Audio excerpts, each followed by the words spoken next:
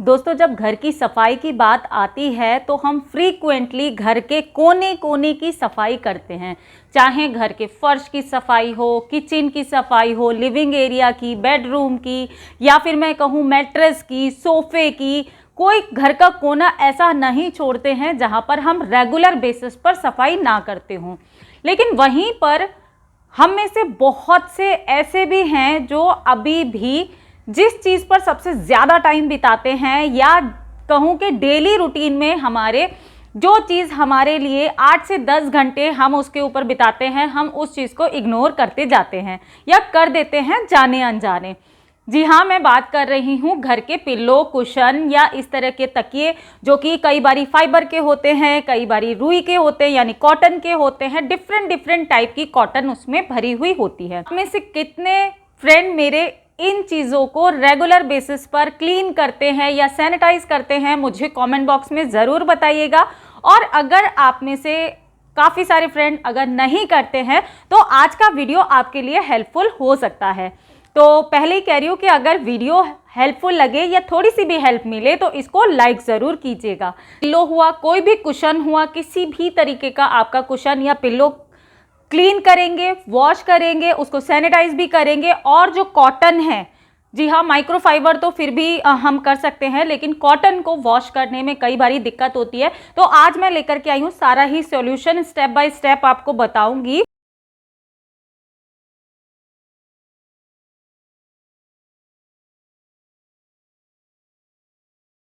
तो यहाँ पर आपकी सुविधा के लिए मैंने कई तरह के पिलो और कुशन रखे हुए हैं जो कि आप अलग अलग तरीके से वॉश कर सकते हैं। जिसमें सबसे पहले आते हैं इस तरीके के कुशन जो मार्केट में मिलते हैं, बने बनाए कुशन मिलते हैं, पिल्लो मिलते हैं। तो उसके ऊपर साइड में अगर आप देखेंगे तो एक टैग लगा हुआ होता है जिसके ऊपर उसके वॉशिंग इंस्ट्रक्शन लिखे हुए होते हैं।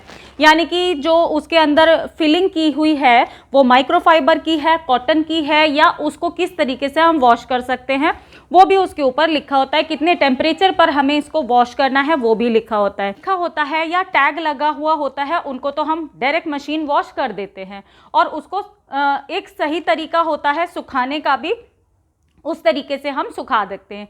लेकिन कई बार ऐसे कुशन होते हैं या ऐसे पिल्लो होते हैं जो हम खुद से बनाते हैं या मार्केट से हम कॉटन लेकर के रिफिल करवाते हैं किसी भी कपड़े के अंदर। जैसे कि एक तो ये वाला कुशन हो गया, ये जैसे कि मैंने कस्टमाइज कराए थे जब मैंने अपना पुराना सोफ़ा लिया था। तो इसके अंदर देखिए ये कपड़ा है वेलवेट का, लेकिन इन्होंने डायरेक्ट इसके अंदर माइक्रोफाइबर भर के लेस लगा दी है। और इसको हमें वॉश करना है तो हम कैसे करेंगे, इसको भी अगर इसके अंदर माइक्रोफाइबर भरा हुआ है तो हम इसको डायरेक्ट मशीन वॉश कर सकते हैं। लेकिन होता क्या है कि जब हम इसको मशीन वॉश करते हैं तो इसका शेप बहुत बार ख़राब हो जाता है।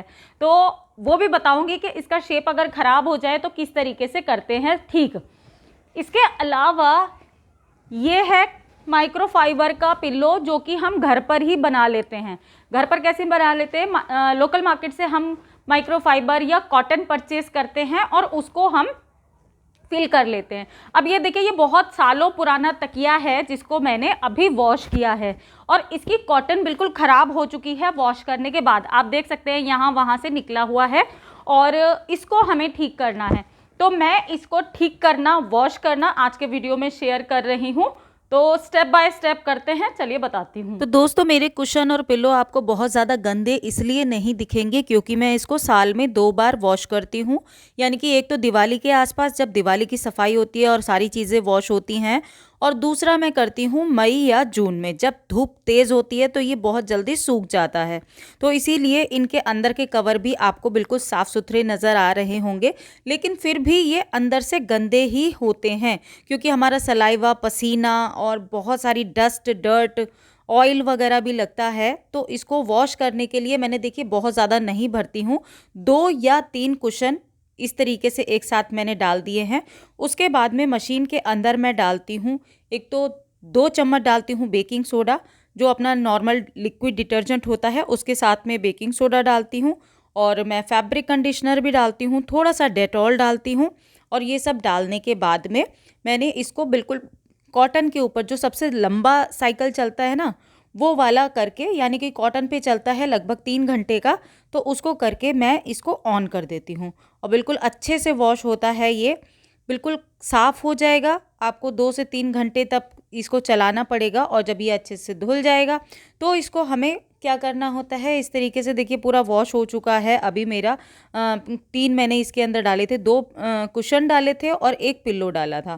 तो अभी वॉश हो गया है। तो इसको सुखाने का एक तरीका होता है। अब देखिए ये वाला जो है ये पूरा कॉटन का है, जो नॉर्मल वाली रुई नहीं होती है तो उसका है, और ये दोनों कुशन जो थे वो थे फाइबर के। तो इसको मैंने सुखाया था, जो हमारा कपड़े सुखाने वाला स्टैंड होता है ना, तो उसके ऊपर के साइड में सुखाया था।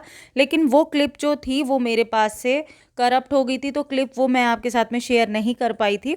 तो जब 4 से 5 दिन सूख गया तो उसके बाद में मैंने इनको इस तरीके से चेयर पर रखकर और सुखा रही हूँ। तो लगभग 8 से 10 दिन लगे इसको सूखने के लिए। और जब अच्छे से सूख जाएगा आप इसको अलट पलट के सुखा सकते हैं। चाहें तो फर्श के ऊपर डायरेक्ट रख सकते हैं, कपड़ा कोई बिछाइए कॉटन का और उसके ऊपर रख दीजिए और ऊपर से कवर कर दीजिए, तो धूप धूल मिट्टी तो नहीं चढ़ेगी। लेकिन आपका जो तकिया है वो दोनों साइड से इक्वल सूखेगा और जल्दी सूखेगा, अगर आपके पास स्टैंड वगैरह नहीं है तो ये देखिए मेरे ये इतने सारे पिल्लो जो हैं वो सूख गए हैं अच्छे से। इसके अंदर तो भरी हुई है आधी कॉटन और आधी माइक्रोफाइबर। मैंने खुद ही भरा था इसलिए मुझे पता है ये। तो ये देखिए ये कॉटन वाली जो है ये तो बिल्कुल अच्छे से चिपक चुकी है बिल्कुल, और जो माइक्रोफाइबर है वो थोड़ी सी फिर भी फूली फूली है। तो इसको हम किस तरीके से बिल्कुल अलग अलग करते हैं, जो आप अगर इनको जो कपड़े वगैरह बनाते हैं ना, गद्दे वगैरह जो बनाते हैं, मैट्रेस, आपने देखा होगा, आपके लोकल मार्केट में भी होंगे, तो वो तो इस तरीके से रुई की धुनाई करते हैं तो वो अच्छे से हो जाता है। उनके पास एक वो डंडा टाइप का होता है और उसके अंदर आजकल तो मशीनों से भी होती है। तो मैं जिस तरीके से घर पे करती हूँ वही आपके साथ में शेयर कर रही हूँ। एक तरीका तो यह है कि रुई को ऐसे इस तरीके से करके थोड़ा थोड़ा थोड़ा थोड़ा आप निकालते रहें, तो ये बिल्कुल अलग हो जाएगी और बिल्कुल फ्लफ़ी हो जाएगी।